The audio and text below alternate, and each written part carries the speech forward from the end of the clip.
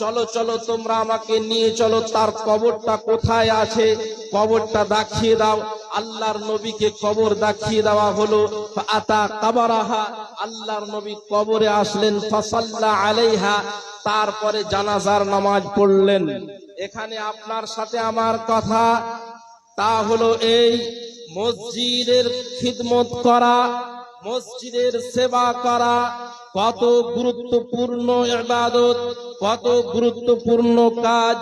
আল্লাহর নবী বললেন যে মহিলাটাকে দাফন করে দেওয়া হয়েছিল, তাকে মাটি দিয়ে দেওয়া হয়েছিল।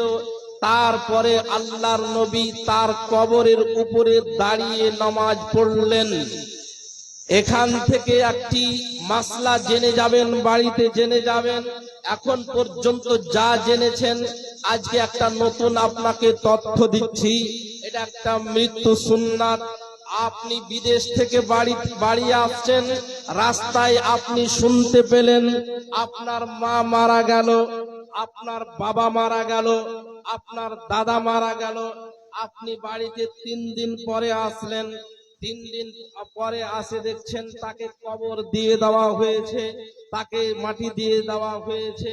এবার আমি কি করি? জানাজার নামাজ পড়ি না, কারণ যে তাকে মাটি দিয়ে দেওয়া হয়েছে। মাত্র বুখারী মুসলিমের হাদিস থেকে প্রমাণ হয়, যদি আপনি আস্তে আস্তে মারা যায়, আপনি যদি জানাজায় শরীক হতে না পারেন, যদি ওই মানুষকে, মাকে, বেটাকে, বাবাকে যদি কবর দিয়ে দেওয়া হয়, তারপরেও আপনি তার জানাজার নামাজ কবরে দাঁড়িয়ে পড়বেন, তার কবরকে সামনে করে আপনি জানাজার নামাজ পড়বেন। বুঝা গেল কথাটা? আচ্ছা, আমার কথা বুঝতে পারছেন? কোন মানুষ যদি, এই নতুন মাসলা বলছি, কবর দিয়ে দেওয়া হয়েছে, আপনি মাটি পাননি, সফরে ছিলেন, এসে দেখছেন কবর দিয়ে দেওয়া হয়েছে, আপনি কি করবেন? আপনি কবরকে সামনে করে তার জানাজা পড়বেন। আমরা ছেড়ে দিচ্ছি, জি না, যদি কবর 7 দিন 8 দিন হয়ে যায়, তারপরও আপনি সেটাকে সামনে রেখে জানাজার নামাজ পড়বেন। এটা একটা নতুন মাসলা জেনে নেন। যেটা বলছিলাম, পানি আছে?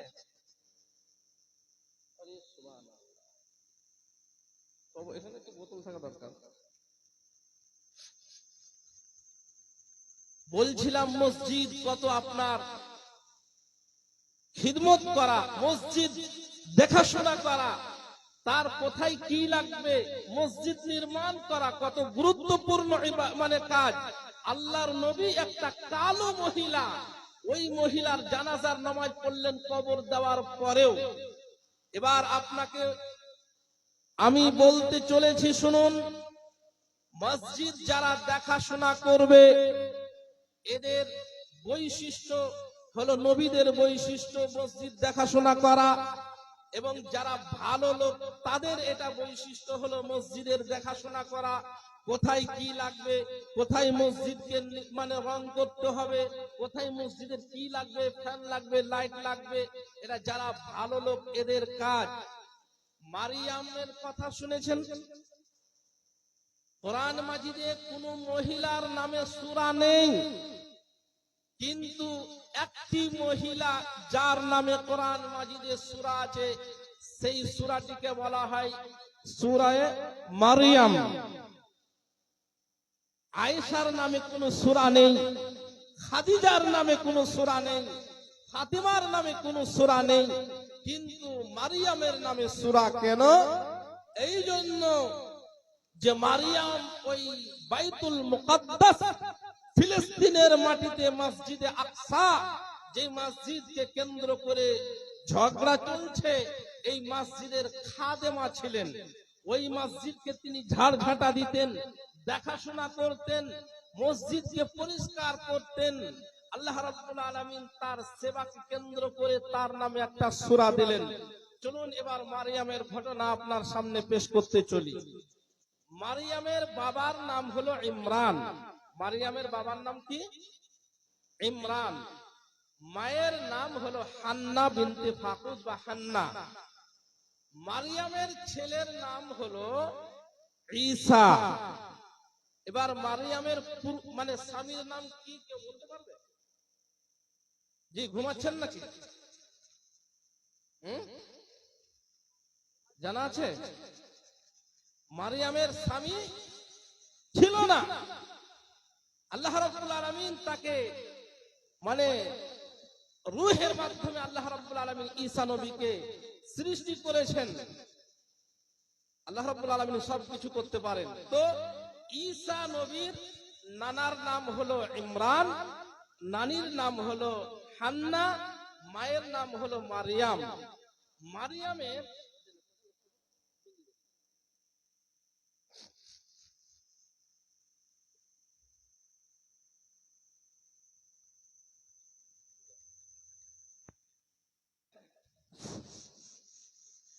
মারিয়ামের মা ইমরান হান্না, এর কোনো ছেলে মেয়ে হতো না।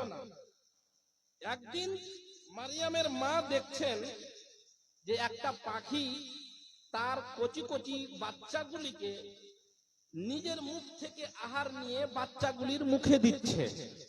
এই দৃশ্যটা ইমরানের স্ত্রী মারিয়ামের মা দেখছেন।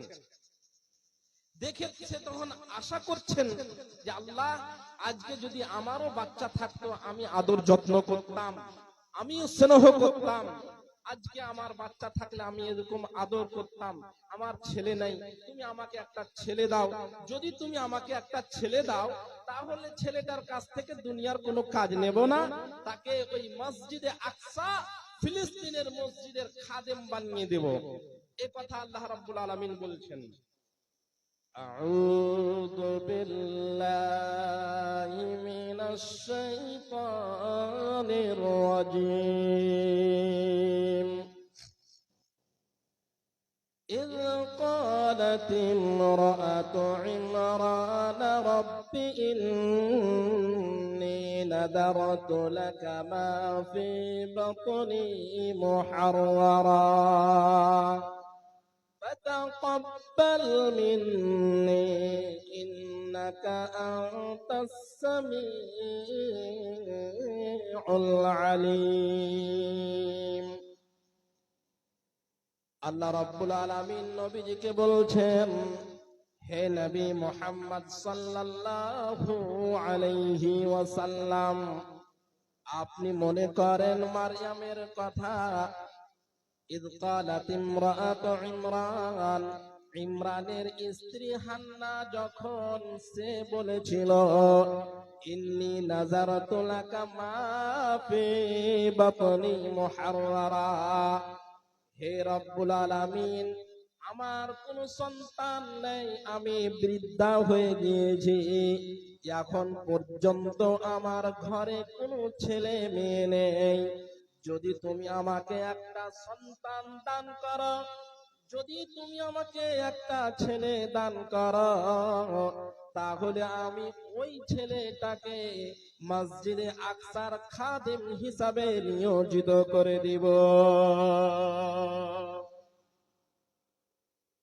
এই মনে মনে তিনি মনে করলেন। এই মনে করে যখন ইমরানের স্ত্রী হান্না এক পর্যায়ে গর্ভবতী হলেন, যখন পেটে বাচ্চা ধারণ করলেন, যখন মারইয়ামের মা মারইয়ামকে কোলে করলেন, তখন তিনি আল্লাহর কাছে মানত করলেন, ইন্নী নাযারতু লাকা মা ফি বাতনি মুহাররারা, হে রব্বে করিম, আমার পেটে যে সন্তানটা আছে, এই সন্তানটাকে আমি তোমার খাদেম হিসাবে মসজিদে আকসার নিয়োজিত করে দেব। ওই ছেলেটার কাছ থেকে আমি দুনিয়ার কোনো কাজ নেব না, দুনিয়ার কোনো কাজে তাকে লাগাবো না। একমাত্র তোমার মসজিদ সে ঝাড়ু দেবে, মসজিদের খিদমত করবে, মসজিদের সেবা করবে। আমি তার কাছ থেকে কোনো কাজ নেব না, এটা তুমি আমার কাছ থেকে গ্রহণ করো। এটা তিনি মনে মনে মানত করলেন যে আমার যদি ছেলে হয়, ছেলেটাকে আমি ফিলিস্তিনের খাদেম বানাবো। এবার মানত হয়ে গেল। বাচ্চা যখন ভূমিষ্ঠ হলো, বাচ্চা প্রসব হলো, তখন দেখতে পেল কি, ইমরানের স্ত্রী মানে মারিয়ামের মা মানত করেছিল ছেলে হবে, কিন্তু যখন বাচ্চা হলো তখন দেখলো ছেলে হয় নাই, মেয়ে হয়েছে। এ কথা আল্লাহ রাব্বুল আলামিন বলছেন, ফালাম্মা وضعتها قالت رب إني وضعتها أنثى। যখন মারিয়ামের মা মারিয়ামকে প্রসব করলো তখন বলল, আল্লাহ আমি চেয়েছিলাম ছেলে, হলো মেয়ে। আর একজন ছেলের মাধ্যমে যতগুলি কাজ করা সম্ভব, একজন মেয়ের জন্য অতগুলি কাজ করা সম্ভব নয়। আমার ছেলে হয় নাই, মেয়ে হয়েছে। যাই হোক, আমার যখন মেয়ে হয়েছে, এই মেয়েটাকেই আমি মসজিদে আকসার খাদেমা বানিয়ে দেব। যাক, ছেলে হয়নি তো মেয়ে হয়েছে, তো মেয়েটাকে আমি খাদেমা বানিয়ে দেবো, যাও। এবার মারিয়ামের মা মারিয়ামকে কোলে করে গুটি গুটি পায়ে হেঁটে মসজিদে আকসাতে চলে আসলেন। আসার পরে মসজিদে আকসাতে যারা ছিলেন ওই সমস্ত লোকদের কোলে তুলে দিলেন। ওরে তোমরা কারা? আমার এই মানতকৃত বাচ্চাটাকে তোমরা গ্রহণ করো। আমি মানত করেছিলাম তার কাছ থেকে দুনিয়ার কোনো কাজ নেব না। অতএব আমি আল্লাহর রাস্তায় আমার মারিয়ামকে উৎসর্গ করে দিলাম। মারিয়ামকে বাল্যকালে বাইতুল মাকদিসের জন্য আজাদ করে দিলেন। এবার ঘটনা হলো এই, মারিয়ামের বাবা ইমরান মসজিদে আকসার ইমাম ছিলেন। যখন পেটে ছিলেন মারিয়াম তখনই তার বাবা মারা যায়। এবার বাচ্চা, ওর বাবা ছিলেন ইমাম, মানে খুব সম্মানীয় ব্যক্তি। সবাই চাইতো যে আমি তার দেখাশোনা করব, সবাই চাইতো যে মারিয়ামকে আমি দেখাশোনা করব। এ নিয়ে তাড়াহুড়ো লেগে গেল যে সবাই বলছে আমি আমার বাড়িতে থাকবে, আমি তার দেখাশোনা করব। কিন্তু ঘটনা হলো এই, জাকারিয়া একজন নবী, তিনি হলেন মারিয়ামের সম্পর্কে খালু। এই জাকারিয়া নবী বলছেন যে না, যেহেতু ওর খালা আমার বাড়িতে আছে, আমি আর খালা মায়ের মতন সেবা যত্ন করবে, আমি মারিয়ামকে আমার বাড়িতে রাখবো, আমি দেখাশোনা করব।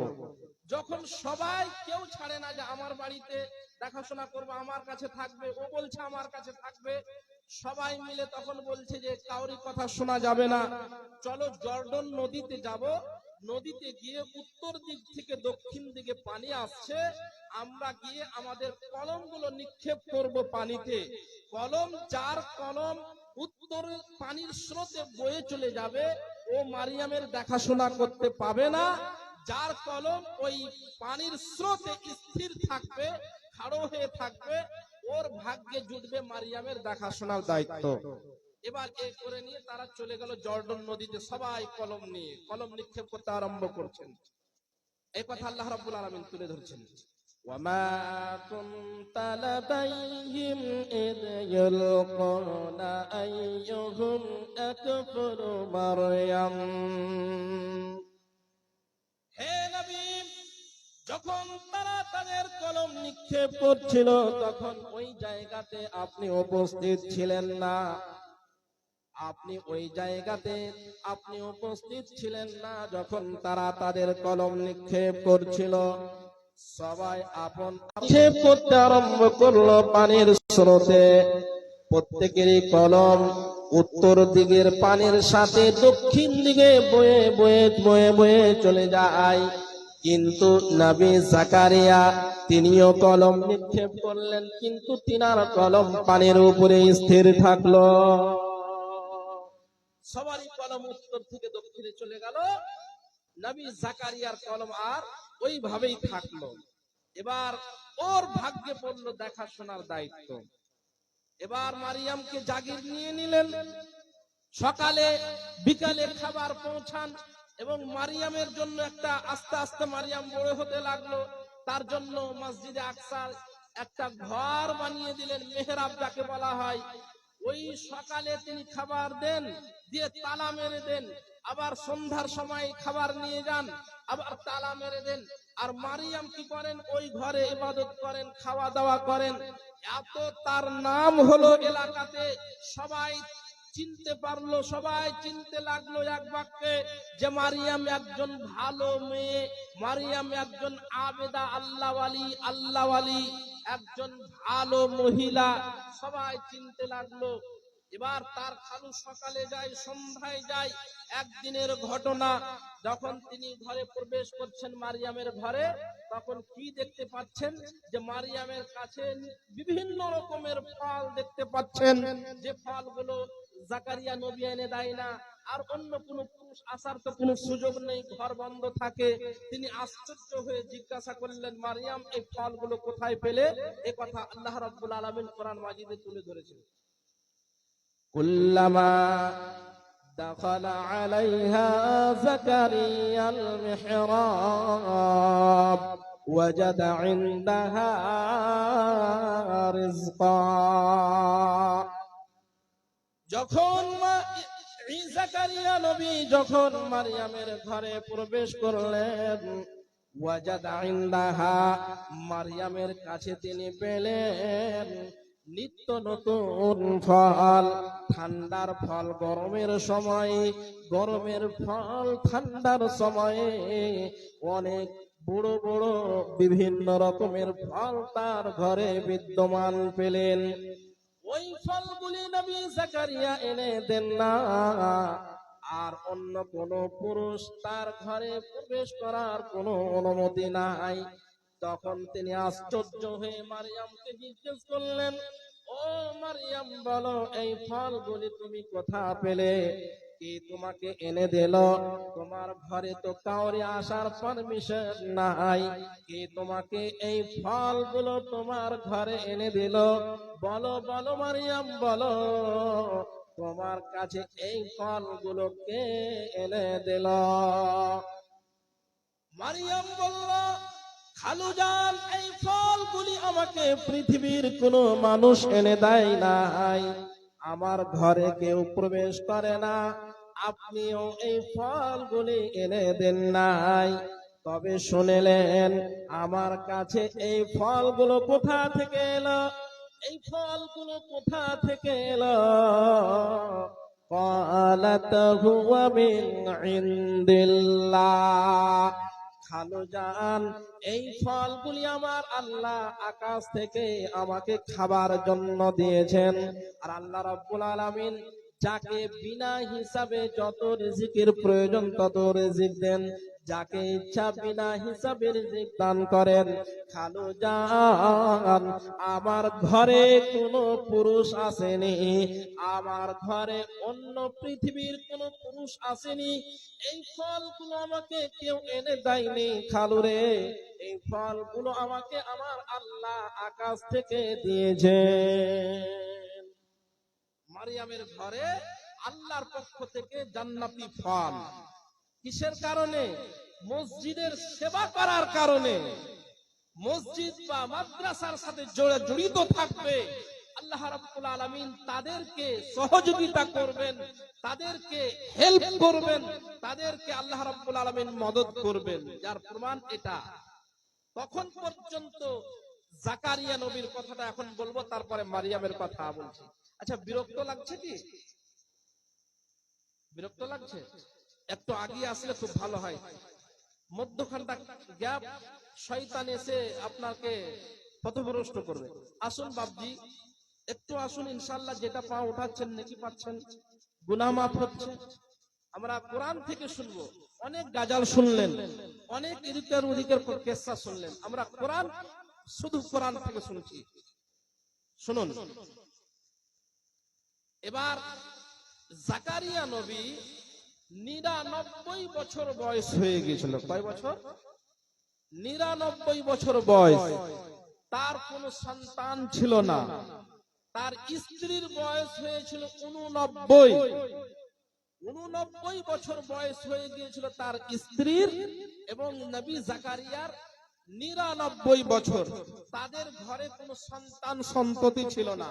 নবী জাকারিয়ার চুল দাড়ি পেকে গেছিল, তিনি একেবারে কমজোর হয়ে গিয়েছিলেন, ভালো হয়ে সোজা হয়ে দাঁড়াতে পারছিলেন না, কোনো সন্তান ছিল না। তার স্ত্রী বন্ধা, অনেকদিন যাবৎ সন্তান হয়নি, 89 বছর হয়ে গেছে। তাও যখন দেখতে পেলেন মারিয়ামের ঘরে ঠান্ডার ফল গরমে দিতে পারে, আর গরমের ফল আল্লাহ যদি ঠান্ডায় দিতে পারে, আমার বয়স হয়ে গিয়েছে 99, আমার স্ত্রীর বয়স হয়েছে 89, আমি যদি আল্লাহর কাছে দোয়া করি, আল্লাহর কাছে প্রার্থনা করি, অবশ্যই আল্লাহ রাব্বুল আলামিন আমাকে সন্তান দিবেন। নবী জাকারিয়া তার জনগণকে আল্লাহর কথা বলতেন, ওয়াজ নসিহত করতেন, কিন্তু তিনি ভয় করতেন যে আমি মরার পরে আমার খানদানে কোনো এমন ব্যক্তি নেই যারা মানুষকে ভালো কথা বলবে। আমি মরে গেলে তারা পথভ্রষ্ট হয়ে যাবে, গুমরাহ হয়ে যাবে। আল্লাহ, তুমি আমাকে এমন একটা সন্তান দাও যে সন্তানটা আমি নবী, আমার নবীর নবুয়তের কাজটা সে চালাবে, মানুষকে তাওহীদের কথা বলবে, শিরক থেকে মানুষকে সতর্ক করবে, এরকম একটা ভালো সন্তান দাও। তুমি ঠান্ডার ফল গরমে দিতে পারো, গরমের ফল ঠান্ডায় দিতে পারো। অবশ্যই আমার 99 বছর বয়স হয়েছে, তো কি হয়েছে, আমার স্ত্রী 89 বছরের বয়স্কা, সে বৃদ্ধা হয়ে গিয়েছে, তো কি হয়েছে, তুমি সব কিছুর উপরে ক্ষমতাবান, তুমি সব কিছু করতে পারো। আল্লাহ, তুমি তোমার পক্ষ থেকে আমাকে একটা সন্তান দান করো। ওই জায়গাতে আল্লাহ রাব্বুল আলামিনের কাছে দোয়া করলেন।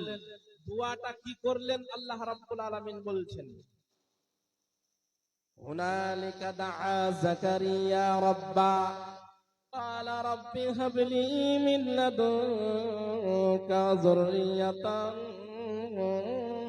طيبة।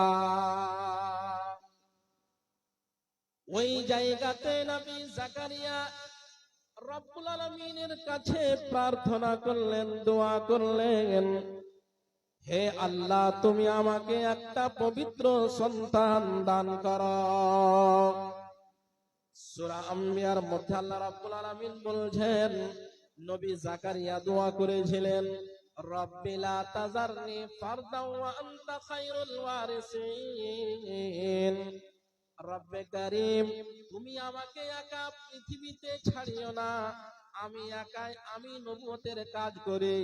আমি যদি মারা যাই, আমার খানদানে এমন কোন লোক নেই যে নবুয়তের কাজ চালাবে, মানুষকে দাওয়াত দেবে, এমন কোন কেউ নাই। অতএব তুমি আমাকে পৃথিবীতে একা ছাড়িও না, আমাকে তুমি একটা সন্তান দান করো, যেই সন্তানটা আমি নবী নবুয়তের কাজ করবে। কিভাবে তিনি দোয়া করেছিলেন আল্লাহ রাব্বুল আলামিন সূরা মারইয়ামের মধ্যে বলছেন, ইদনাদা রাব্বাহু নিদাআন খাফিয়া। নবী জাকারিয়া আল্লাহর কাছে গোপনে গোপনে দোয়া করতে আরম্ভ করলেন। কেন কেন কেন কেন তিনি গোপনে দোয়া করলেন? এই জন্য যে তিনার চুল পেকে গিয়েছিল, দাড়ি পেকে গিয়েছিল, তিনি কমজোর হয়ে পড়েছিলেন। এবার যদি তিনি ওই বয়সে জোরে করে আল্লাহর কাছে সন্তান চায়, তাহলে জনগণ তাকে বোকা বলবে, খ্যাপা বলবে। এই জন্য তিনি গোপনে গোপনে আল্লাহর কাছে দোয়া করলেন। আল্লাহকে বললেন, রব্বি ইন্নী ওয়াহানাল আযমু মিন্নী ওয়াশতাআলার রাসু শাইবা। হে রব্বুল আলামিন, আমার হাড়ি কমজোর হয়ে গিয়েছে, আমার শরীর দুর্বল হয়ে গিয়েছে, আমার কালো চুলে, আমার সবগুলো কালো চুল সাদা হয়ে গিয়েছে, এখন আমার শরীর দুর্বল হয়ে পড়েছে, আমার স্ত্রী বন্ধা হয়ে আছে, কোনো বাচ্চা হয় না, তার বয়স 89 বছর হয়ে গিয়েছে, আমাদেরকে তুমি একটা তোমার কুদরতে একটা সন্তান দান করো। তুমি তো সবকিছু করতে পারো। তুমি যেমন মারইয়ামকে ঠান্ডার ফল গরমে দিতে পারো, আর গরমের ফল ঠান্ডায় দিতে পারো। ও অবশ্যই তুমি আমাদেরকে এ বয়সে তুমি সন্তান দান করবে। তিনি দোয়া করলেন আল্লাহর কাছে। আল্লাহ রাব্বুল আলামিন তার দোয়া কবুল করলেন। কবুল করে নিয়ে আল্লাহ রাব্বুল আলামিন তাকে সুসংবাদ দিলেন। জাকারিয়াকে বললেন, জাকারিয়া যখন নামাজ পড়ছিলেন মেহরাবে, ওই জায়গাতে আল্লাহ রাব্বুল আলামিন ফেরেশতার মাধ্যমে সুসংবাদ পাঠাচ্ছে। ওই কথা আল্লাহ রাব্বুল আলামিন বলেন, ফানাদাতুহুল মালাইকাতু ওয়া হুয়া কাইমুন ইউসাল্লি ফিল মিহরাব أن الله يبشرك بيحيى مصدقا بكلمة من الله وسيدا وحصورا ونبيا من الصالحين। যখন জাকারিয়া নবী মেহরাবে দাঁড়িয়ে নামাজ পড়ছিলেন, নামাজরত ছিলেন, ফেরেশতা এসে ডাক দিয়ে বলছেন, এ জাকারিয়া তুমি সন্তান চেয়েছো, আল্লাহ রাব্বুল আলামিন তোমার দোয়াকে কবুল করে নিয়ে তোমাকে সন্তানের সুসংবাদ দিচ্ছে। তবে শুনে নাও, তোমার ছেলে হবে, তোমার সন্তান হবে, কিন্তু সন্তানটা হবে তোমার সন্তানের নাম আল্লাহ চয়ন করে দিলেন। সন্তান তো হবে, সন্তানের নামটাও আল্লাহ রাখলেন। সেই সন্তানের নাম কি? ইসমুহু ইয়াহইয়া। তোমার যে ছেলে হবে, ওই ছেলেটার নাম হবে ইয়াহইয়া। লাম নাজআল লাহু মিন ক্বাবলু সামিয়া। তবে শুনে নাও জাকারিয়া, তোমার ছেলের নাম ইয়াহইয়া। এর পূর্বে কোন সন্তানের নাম ইয়াহইয়া ছিল না, শুধুমাত্র তোমার ছেলের নাম আল্লাহ প্রথমে ইয়াহইয়া রাখলেন। তুমি ছেলে চেয়েছো, তুমি আমার কাছে দোয়া করেছো, আমি তোমার দোয়াকে কবুল করে নিয়ে তোমার সুসংবাদ দিলাম সন্তানের। তোমার ছেলের নাম দিয়ে দিলাম আমি ইয়াহইয়া। শুনে নাও আমায় আল্লাহ আমার কাছে যে যা চাইবে আমি তাকে তাই দেব। আল্লাহ রাব্বুল আলামিনের কাছে দোয়া করলেন, আল্লাহ রাব্বুল আলামিন তাকে কি দিলেন? ইয়াহইয়া। তিনিও নবী ছিলেন। ইয়াহইয়া কি ছিলেন? নবী ছিলেন। আল্লাহ রাব্বুল আলামিন তাকে বাল্যকালে নবী বানিয়ে দিয়েছিলেন। প্রশ্ন হলো যে নবী কোন নবী বাল্যকালে নবুয়ত পেয়েছিলেন? ইয়াহইয়া জাকারিয়ার ছেলে। আল্লাহ রাব্বুল আলামিন যেটা বলতে চাচ্ছিলাম শুনুন, যে মসজিদ দেখাশোনা করলো, আল্লাহ জান্নাতের ফল দিল, আল্লাহ রাব্বুল আলামিন তাকে খাবার দিল, আর এই খাবার দেখতে গিয়ে নবী জাকারিয়া সন্তান পেলেন। এবং সন্তানটা কি? নবী। জাকারিয়া নবী ছিলেন কাঠমিস্ত্রি। জাকারিয়া নবী কি ছিলেন? কাঠমিস্ত্রি। আপনার তখনকার জামানায় যেগুলো তৈরি হতো আসবাবপত্র, সেগুলো তিনি বানাতেন। এই জাকারিয়া নবীকে আপনার মানে তিনি একবার এক জালিম শাসক রাজা থেকে পলায়ন করলেন। ওই রাজাটা তাকে ধরতে পারলে মারতো। তিনি পালাতে পালাতে একটা গাছের কাছে গেলেন, গাছটা তাকে ডাকলো, ডেকে বলছে, গাছটা ফেড়ে গেল, দ্বিখণ্ডিত হয়ে গেল, এবং নবী জাকারিয়া ওই গাছের মধ্যে প্রবেশ করলেন। ইবলিস শয়তান কি করলো? ওই নবী জাকারিয়ার এক টুকরো পাঞ্জাবি বের করে রেখে দিল, আর গাছটা মিলে গেল। পিছনে কিছু লোক ধাওয়া করছিল, আসলো, এসে তারা খুঁজাখুঁজি করছে। ইবলিস এ শয়তান, সবারই শয়তান, মানুষের আকার আকৃতি নিয়ে বলছে, আপনারা কি খোঁজাখুঁজি করছেন? আপনাদের মনে হচ্ছে যেন কিছু আপনারা তল্লাশি করছেন। জি জি, এখন একজন লোক আসলো, ওই লোকটাকে খুঁজে পাচ্ছি না। বলছে এই লোকটা অলৌকিক ভাবে গাছের মধ্যে প্রবেশ করলো, আর আপনার কিনা এই গাছটাকে কোলে করে নিল, গাছটা নিয়ে তাকে আবার মিলে গেল, দুটো ফাঁক হয়েছিল আবার দুটো ফাঁক মিলে গেল।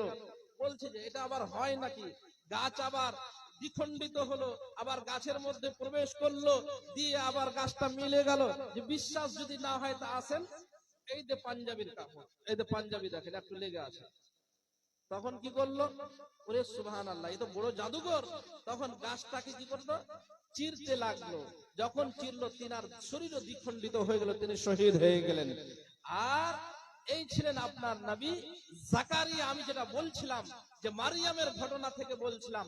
এবার মারিয়ামের কাছে ফল দেখতে পেল, মারিয়াম ইবাদত করছে, খাওয়া দাওয়া করছে। এক সময়ে মারিয়াম কি করলেন?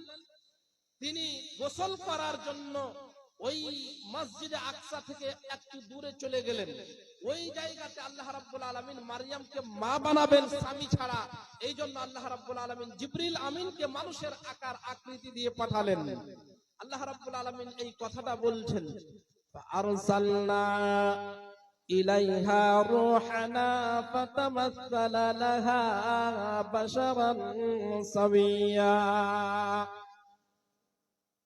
যখন মারিয়াম আলাইহাস সালাতু ওয়াস সালাম পবিত্রতা অর্জনের জন্য মসজিদে আকসার অনেক দূরে তিনি অবস্থান করছিলেন, তার ঘরে জিবরিল আমিন একটা পূর্ণ মানুষের আকার আকৃতি নিয়ে প্রবেশ করল। যেমনই মারিয়ামের ঘরে একটা পূর্ণ মানুষকে প্রবেশ করল, মারিয়াম ভয় পেয়ে নিলেন। মারিয়াম বললেন, ইন্নী আউযু বিররহমানি মিনকা ইন কুনতা তাকিয়া। ওরে তুমি কে আমার ঘরে প্রবেশ করেছ? আমি তোমাকে চিনি না, তবে আমার কাছে কোন পুরুষ আসতে পারে না, তুমি কেমন করে আসলে? তোমাকে আসার পারমিশন কে দিল? তুমি কেন আমার ঘরে প্রবেশ করলে?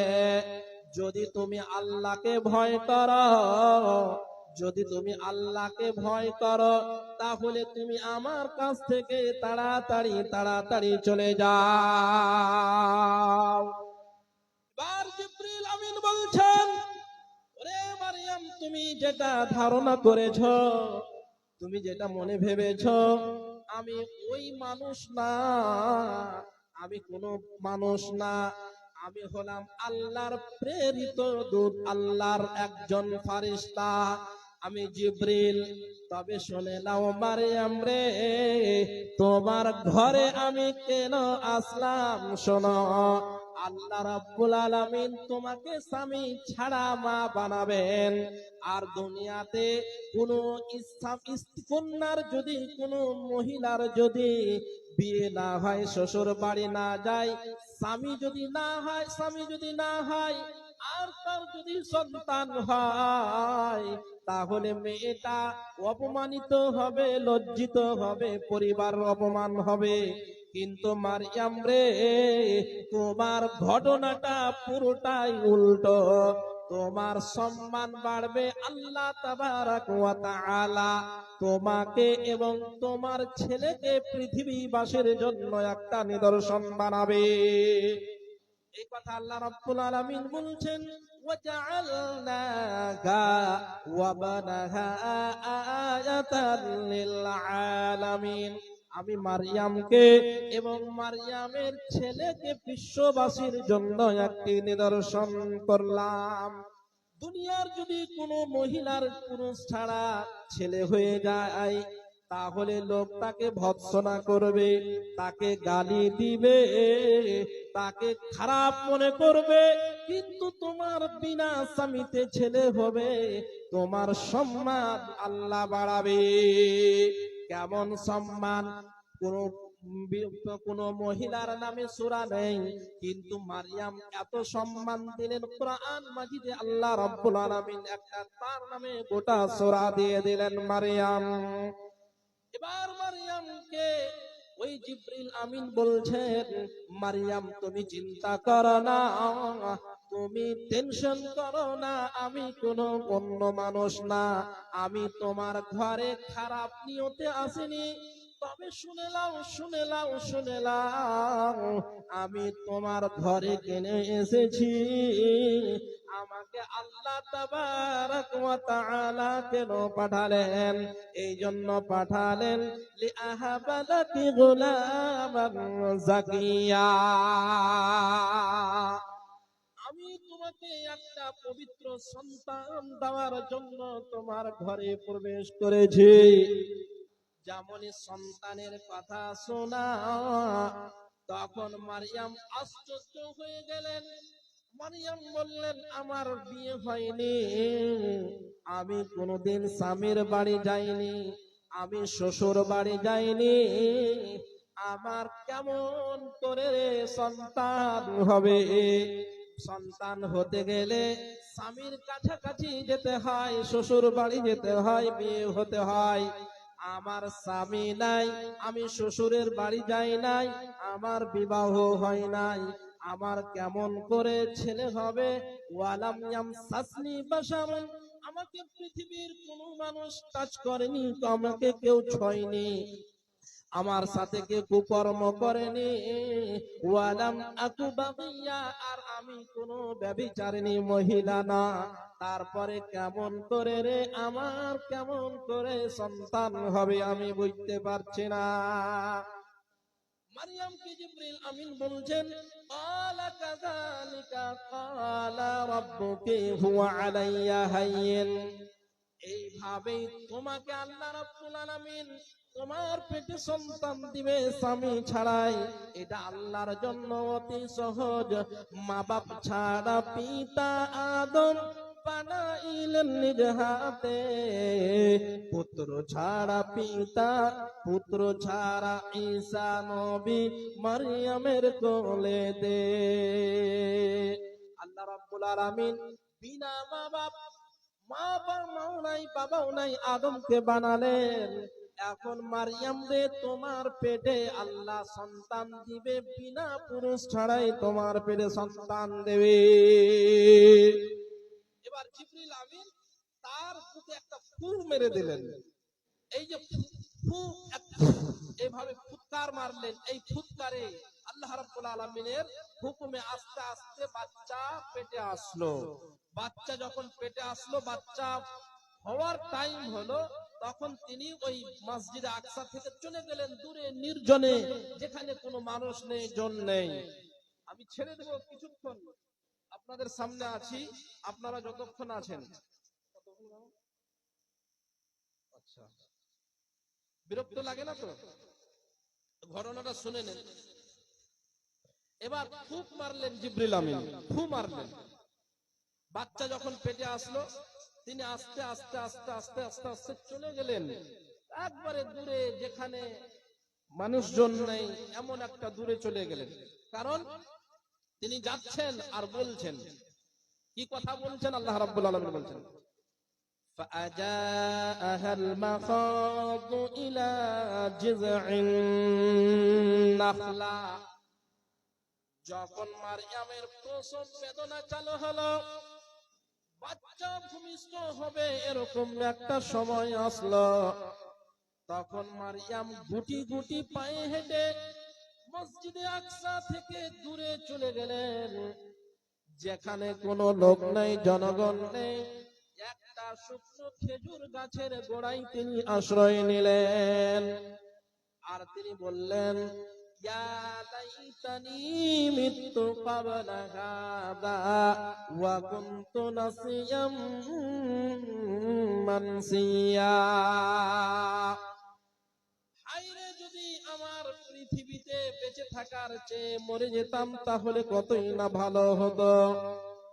কারণ এখন আমার বাচ্চা হবে, আর জনগণ আমাকে জিজ্ঞাসা করবে, মারিয়াম তুমি কেমন করে সন্তান পেলে? তোমার না কোথায় বিয়ে হয় নাই, তুমি না শ্বশুর বাড়ি যাও না, তুমি কেমন করে সন্তান পেলে? মারিয়াম বলো। নানা প্রশ্নের সম্মুখীন আমাকে হতে হবে।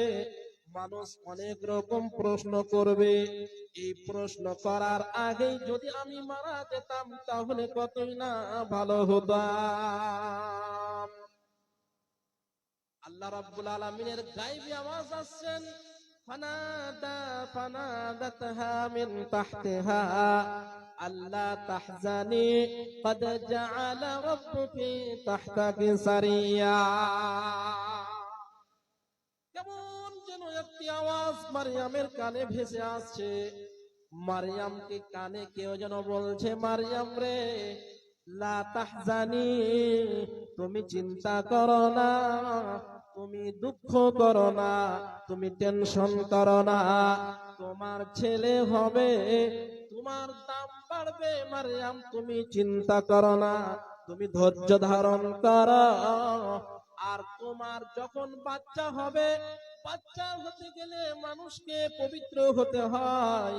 তুমি একটা শুকনো খেজুরের গাছের কাছে আশ্রয় নিয়েছো, ওখানে কোনো তোমার নদী নাই। আমি আল্লাহ আমার তরফ থেকে একটা তোমার পায়ের নিচে নহর জারি করে দিলাম। আল্লাহ রাব্বুল আলামিন একটা নদীর ব্যবস্থা করে দিলেন। আর শুকনো গাছ, কোনো ফল নাই, কিচ্ছু নেই। এবার মারইয়াম আলাইহিস সালাম নবী ঈসাকে জন্ম দিলেন। এবার আল্লাহ রাব্বুল আলামিন বলছেন, وَهُزِّي إِلَيْكِ بِجِذْعِ النَّخْلَةِ تُسَاقِطْ عَلَيْكِ رُطَبًا جَنِيًّا। যখন মারইয়াম ঈসা নবীকে ভূমিষ্ঠ করলেন, ঈসা নবী দুনিয়াতে চলে আসলেন, আল্লাহ রাব্বুল আলামিন মারইয়ামের পাশ দিয়ে একটা নদীর ব্যবস্থা করে দিলেন। নদীটা কুল কুল কুল কুল কুল কুল কুল কুল করে বইছিল নদী। মারইয়াম ওই নদী থেকে, ওই নদীর পানিটা গরম ছিল। বাচ্চা হওয়ার পরে দেখবেন মেয়েরা গরম পানি ব্যবহার করে, গরম পানি খায়। আল্লাহ রাব্বুল আলামিন তার জন্য গরম পানির ব্যবস্থা করে দিলেন। এবার গরম পানি, ওই নদী থেকে গরম পানি নিয়ে তিনি পবিত্র হলেন এবং খেলেন এবং পবিত্র হলেন। এবার পানি খাওয়ার পরে অনেক ক্ষুধা লেগেছে, তার শরীরটা দুর্বল হয়ে গিয়েছে। বাচ্চা হওয়ার পরে মহিলারা দুর্বল হয়ে পড়ে। এবার তার খাবার কি ব্যবস্থা হবে?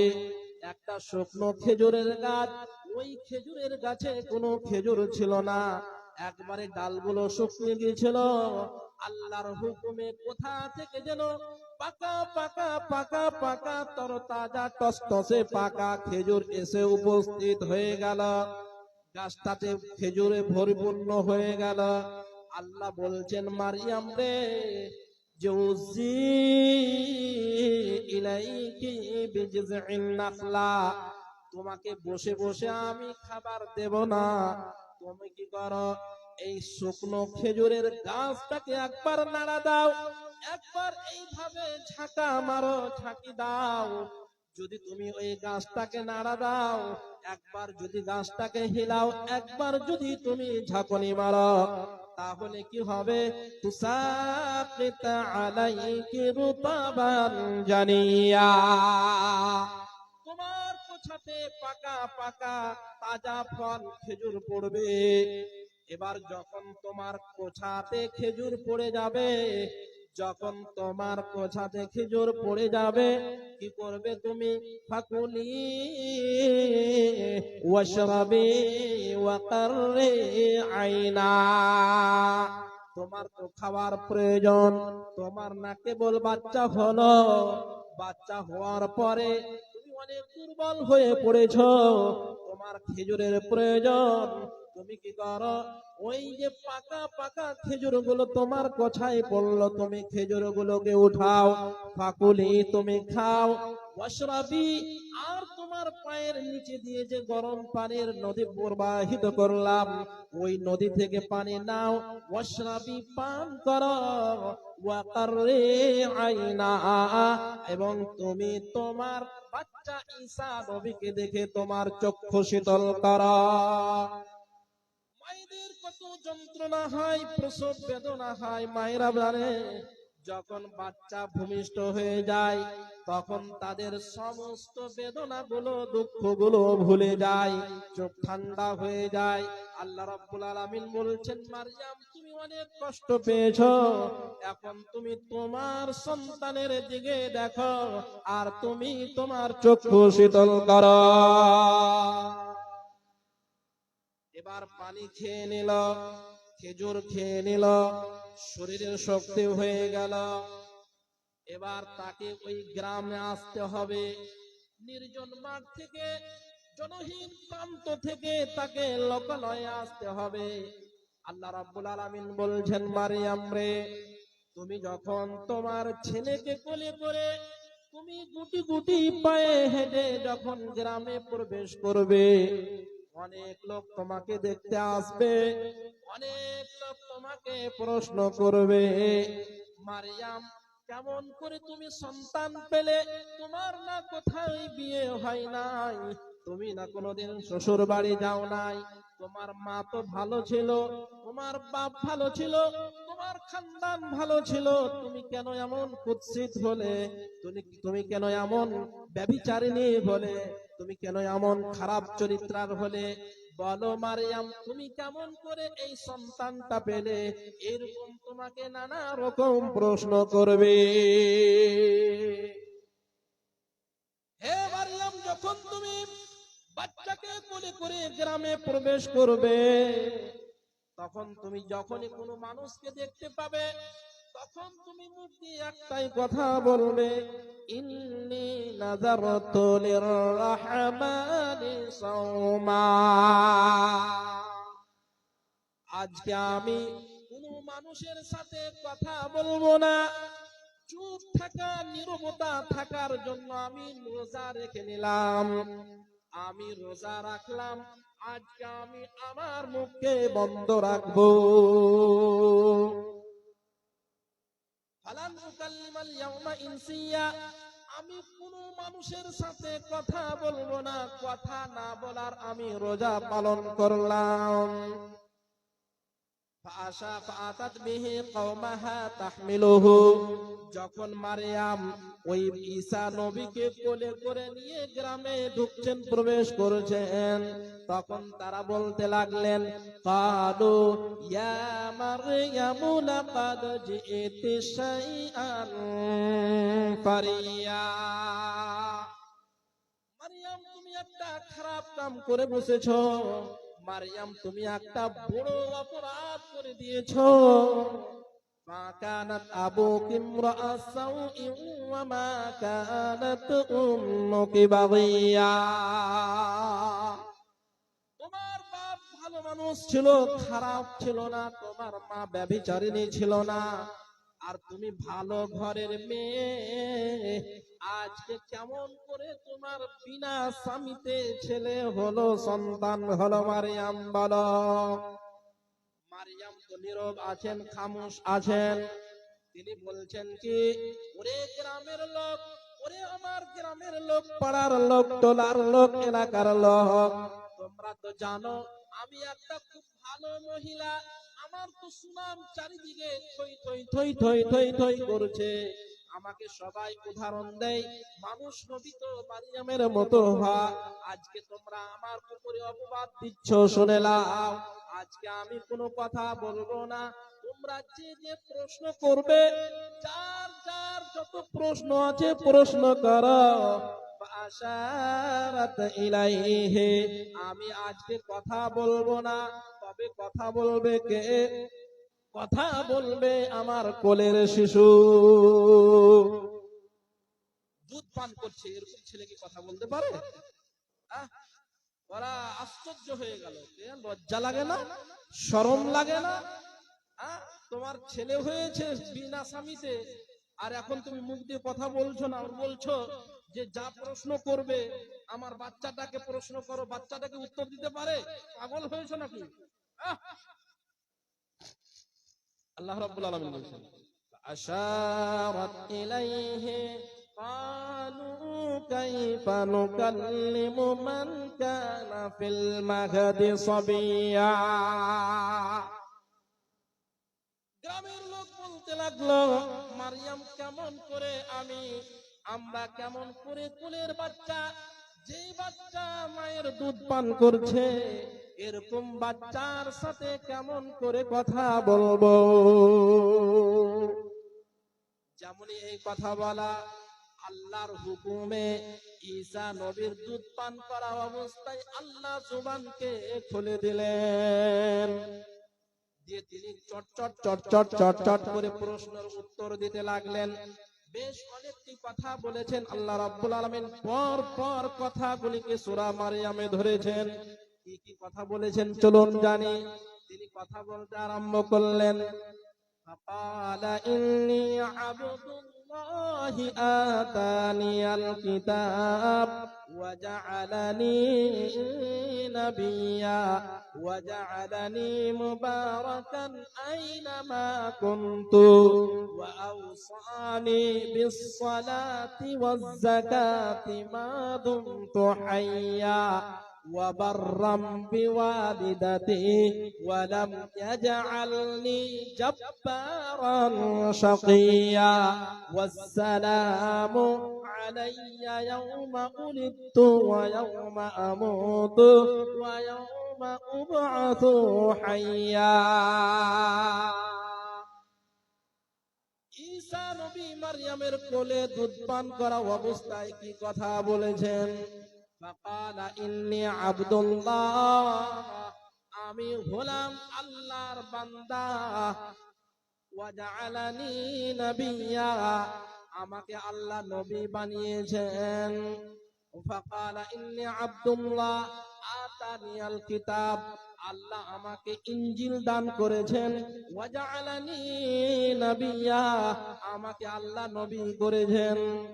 আর আমাকে আল্লাহ আদেশ করেছেন যেন আমি আমার মা বাবার যতদিন বেঁচে থাকবো মায়ের যেন আমি কি করি, ভালো সেবা যত্ন করে। আর আমি যতদিন বাঁচবো যেখানে থাকবো আমি যেন সালাত আদায় করি, যাকাত প্রদান করি। আর যেদিন আমি মরবো ওদিন আমার জন্য শান্তি বর্ষিত হবে। যেদিন আমি জন্মগ্রহণ করি ওই দিন শান্তি বর্ষণ হয়েছে। এই কথাগুলি তিনি যেমন বলে দিল, গ্রামের লোক একেবারে চুপ হয়ে গেল। আল্লাহ রাব্বুল আলামিন বলছেন, যালিকা ঈসা ইবনু মারইয়াম, এটাই হলো ঈসা মারইয়ামের বেটা, এটা হলো মারইয়ামের বেটা, এটা হলো মারইয়ামের বেটা ঈসার ঘটনা।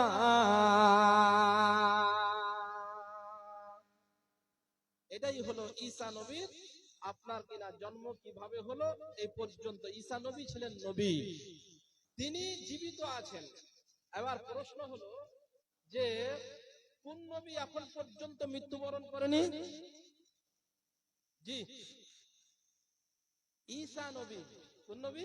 জেনে রাখবেন, ঈসা নবীকে আল্লাহ রাব্বুল আলামিন উঠিয়ে নিয়েছেন, এখন পর্যন্ত জীবিত আছেন। শেষে কালে আমাদের নবীর উম্মত হয়ে আসবেন এবং মানুষকে ইনসাফ করবেন, বিচার করবেন এবং মানুষকে ভালো কথা বলবেন। তখন আর তিনি নবী থাকবেন না। এখন দেখবেন কিছু কিছু সোশ্যাল মিডিয়ায় যে কেউ বলবে যে আমি ঈসা নবী, কারণ জানে যে ঈসা নবী এখনো মরেনি, ঈসা নবী আসবে, এরকম করে যদি আমি কিছু লোককে পাই উম্মত বানাতে, পথভ্রষ্ট করার জন্য।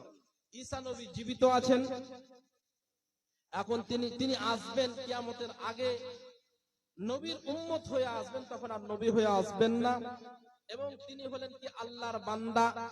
অনেক খ্রিস্টানেরা মনে করে যে উনি হলেন আল্লাহর বেটা, আর মারিয়াম হলো আপনার কিনা আল্লাহর স্ত্রী, নাউজুবিল্লাহ, আর আল্লাহ হলেন পিতা। এরকম ধারণা রাখবেন না। ঈসা হলেন আল্লাহর বান্দা এবং তিনি নবী, জীবিত আছেন। আর যখন আবার তিনি আসবেন তখন নবী হবে থাকবেন না, তখন আমাদের নবীর উম্মত হয়ে দিন প্রচার করবেন। সম্মানিত উপস্থিতি, যেটা বলছিলাম ঘটনা সেটা হলো এই যে দেখুন আল্লাহ রাব্বুল আলামিন, যারা আল্লাহ রাব্বুল আলামিনের কাজে বাস্তবায়ন থাকবে, যারা আল্লাহ রাব্বুল আলামিনের কাজে হেল্প করবে, দিনের ব্যাপারে হেল্প করবে, আল্লাহ রাব্বুল আলামিন তার হেল্প করবেন। যেমন আপনার কিনা মসজিদের সেবা করতেন কে? মারিয়ামকে দেখাশোনা করতেন নবী জাকারিয়া। জাকারিয়া নবী দেখতে গেলেন, দেখে তিনি আবার সন্তান পেলেন। এবার আপনার মারিয়ামের ঘটনা দেখুন কত কিরকম হয়ে চলে আসছে। যেটা বলছিলাম সেটা হলো এই, মসজিদ যারা লেগে থাকে, মসজিদের দেখাশোনা করে, মসজিদ নির্মাণ করে, মসজিদের আপনার কোথায় কি লাগবে না লাগবে, এটা বড় লোকদের বৈশিষ্ট্য, নবীদের বৈশিষ্ট্য, ভালো লোকদের আল্লাহ যাদেরকে চয়ন করেছেন এদের বৈশিষ্ট্য। আপনাকে আমি একটা হাদিস শোনাই, শুনুন। যদি আপনি দিনের কাজে সহযোগিতা করেন, আপনার রুজি-রুটিতে বরকত হবে, আপনার লাইফে বরকত হবে, আপনার বাড়িতে অভাব অনটন হবে না। মর্মে হাদিস, তিরমিজির হাদিস। আনাস রাদিয়াল্লাহু তাআলা আনহু বলছেন যে আল্লাহর নবীর জামানায়, এই হাদিসটা শুনে আমরা শেষ করব, টাইম অনেক হলো বোধহয়, শেষ করতে হলো 1:20।